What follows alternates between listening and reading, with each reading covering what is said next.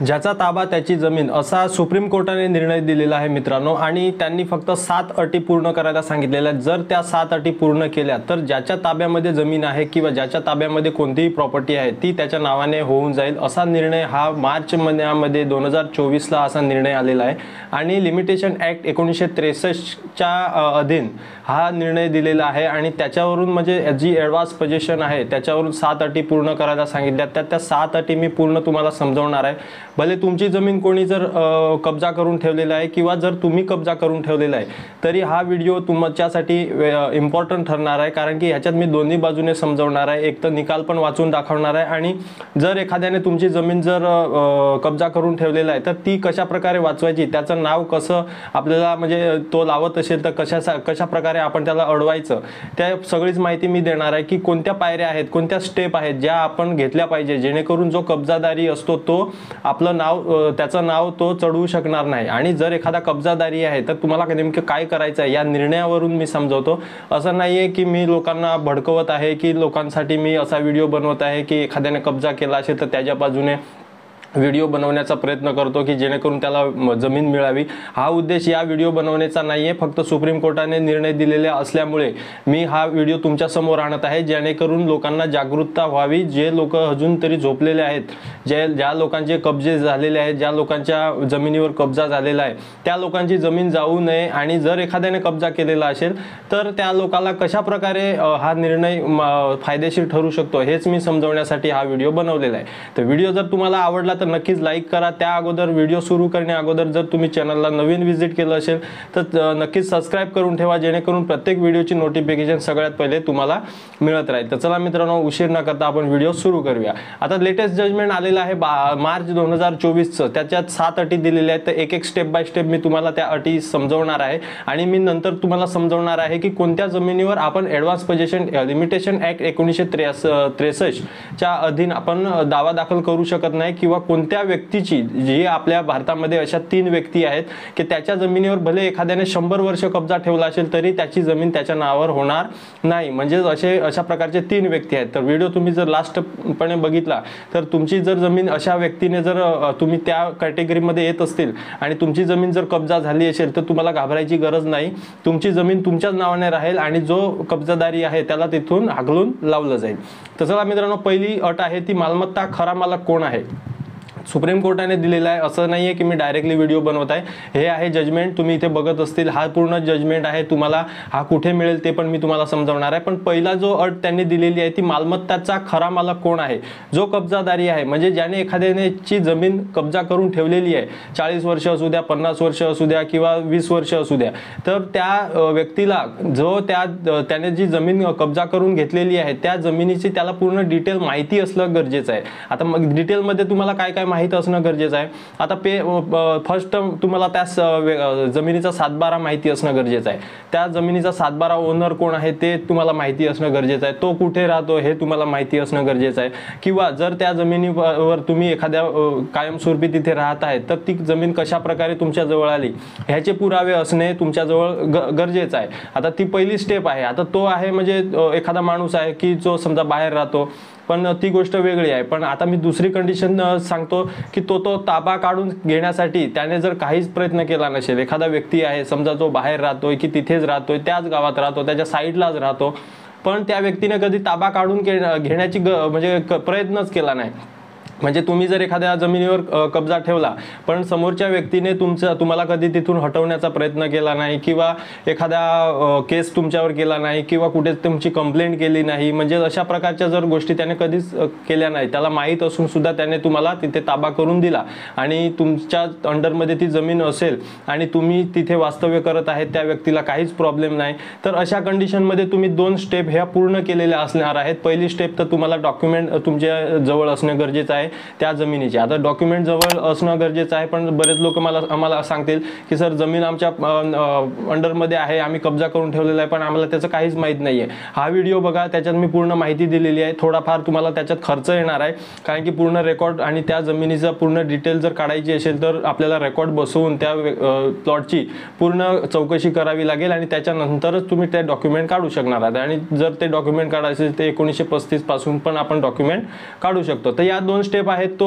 ताबा काढून घेण्याचा त्याने जर कधीच प्रयत्न केला नाही त्या माणसाजवळून ज्याने पोझिशन तिथे केलेलं आहे, ज्याने कब्जा केलेला आहे, तर बाकी त्या जो कब्जेदारी आहे त्याने 2 स्टेप अशा पूर्ण केलेल्या आहेत. आता तिसरी स्टेप आहे ती मोस्ट इम्पॉर्टंट आहे. ताबा त्याने 12 वर्ष असणे गरजेचं आहे. असं नाही की आजच ताबा मी घेतला आणि उद्या जाऊन मी कोर्टात केस दाखल केली लिमिटेशन ॲक्ट 1963च्या अधीन राहून की मी कालच ताबा घेतलेला आहे आणि आज मी ॲडव्हान्स पोझिशनची म्हणजेच प्रतिकूल ताब्याची केस फाईल करतोय.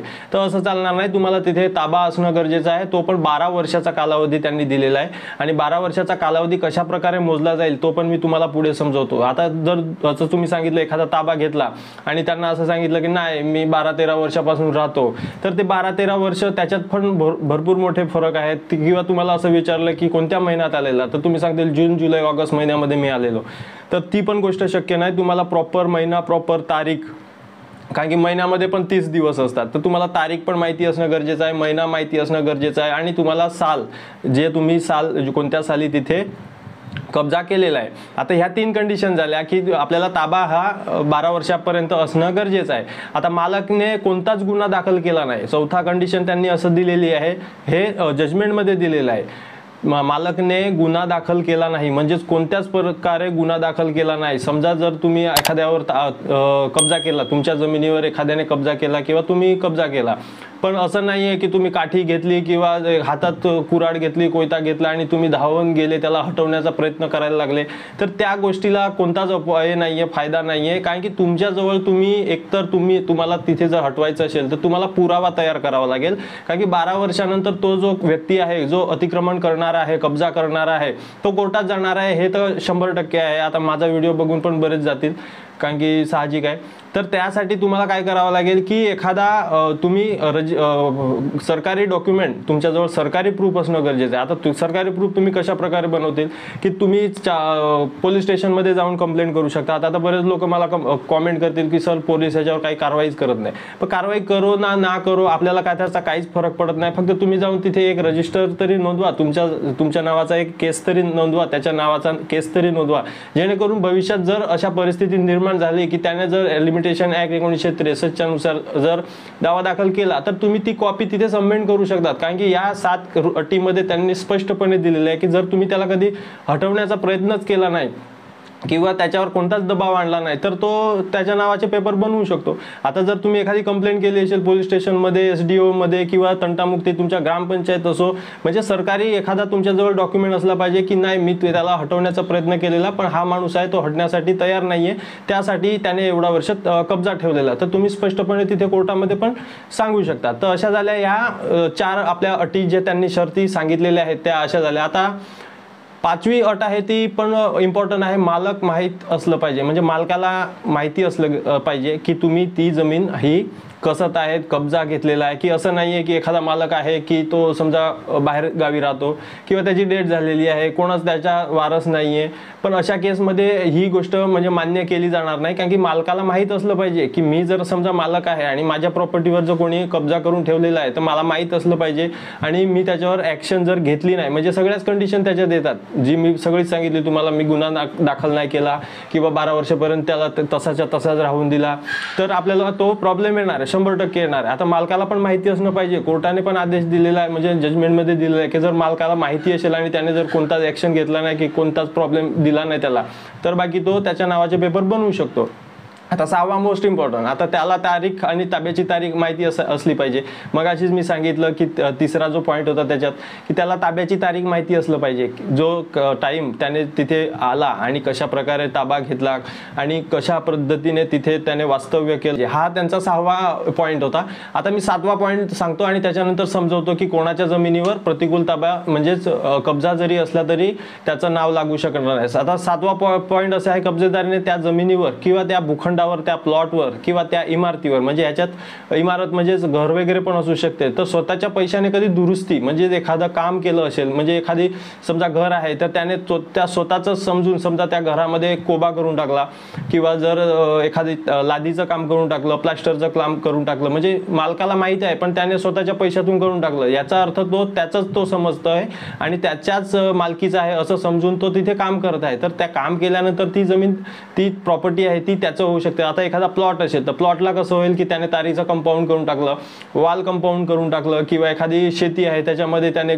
खोपटं बनवून टाकलं, बोर मारून टाकला, लाईट घेऊन टाकली. अशा प्रकारची जेव्हा कामं होतात त्या टायमाला मग तो लिमिटेशन ॲक्टमध्ये मोजलं जातं. आता जी बिलं असतात, आता तुम्ही ज्या एखाद्या जमिनीवर वास्तव्य ठेवत आहेत, कब्जा ठेवत आहेत, तर त्या जमिनीवरची तुमची जी बिलं असतील ते पण तुमच्यासाठी फायदेशीर ठरू शकतात. आता ताबा कालावधीसाठी एखादं जर वीज बिल असेल, आता तुम्ही त्या जमिनीवर एखादा 50 वर्षापासून राहतो, 20 वर्षापासून राहतो, तर नक्कीच तिथे तुम्ही वीज बिल पण घेतलं असेल. आता एखादं घर आहे, घरामध्ये राहत असेल तर वीज बिल असणारच आहे, किंवा पाणीपट्टी असणार आहे, किंवा गॅसची जी बिलं असणार ती असणार आहे. म्हणजे युटिलिटी जी बिलं आहेत मालमत्त्याची ती म्हणजे ताबा स्थापित करण्यासाठी त्यांना मदत करू शकतात. आता सगळ्यात मोस्ट इम्पॉर्टंट जे आता तुम्ही वाट बघत आहेत की कोणत्या जमिनीवर ताबा म्हणजे करू शकत नाही, किंवा कोणत्या जमिनीवर लिमिटेशन ॲक्ट लागत नाही आणि कोणाला लागत नाही, ती 3 व्यक्ती आहेत.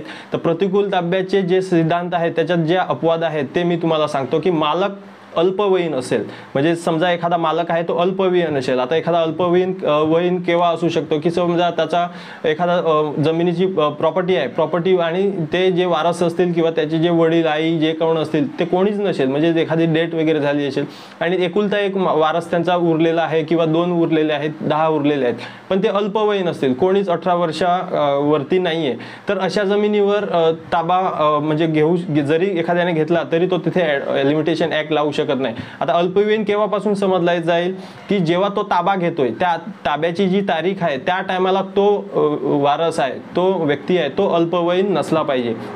दुसरा आहे मालक मानसिकदृष्ट्या अस्वस्थ नसला पाहिजे. आता जो मालक आहे तो मानसिकदृष्ट्या म्हणजे एखादा समजा वेडासारखा असेल, किंवा तो अपंग असेल, विकलांग असेल, अशा प्रकारचे जे व्यक्ती असतात त्यांचे तुम्ही जरी ताबा करून ठेवली असेल जमीन तरी ती कधीच तुमच्या भविष्यात तुमच्या नावावर होणार नाही. म्हणजे लिमिटेशन ॲक्टमध्ये या कायद्यात हे असं सांगितलेलं आहे की त्या जमिनी तुमच्या नावावर कधीच होणार नाही. आणि मोस्ट इम्पॉर्टंट एखादा व्यक्ती आहे जर तो सशस्त्र दलात सेवा देत असेल, म्हणजेच मिलिटरीमध्ये असू शकतो, पोलीसमध्ये, नागरी संरक्षण दलमध्ये, होमगार्डमध्ये, म्हणजे सशस्त्र दल जे आहे त्याच्यामध्ये जर तो सेवा देत असेल तर 100% तो माणूस हा बाहेरगावीच राहणार, म्हणजे बाहेरच तो राहणार, देशाच्या सीमेवर राहणार किंवा बाहेरच राहणार आहे, आपल्या गावापासून लांबच राहणार आहे.